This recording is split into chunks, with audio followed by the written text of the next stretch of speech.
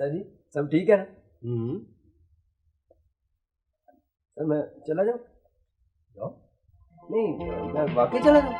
हाँ हाँ जाओ।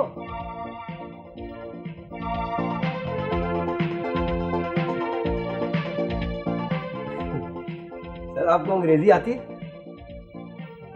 मैं अंग्रेजी में एक बात पूछना चाहता हूँ जी। वो टिप TIP टिप का क्या मतलब होता है? Telephone industries of Pakistan.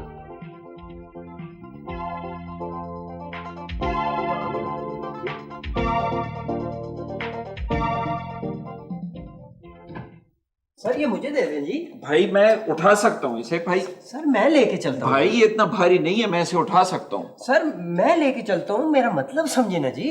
ओह आई सी। मतलब समझ गए सर। TIP tip. देखो रंबो, ये बात ठीक नहीं है। तो कौन सी बात?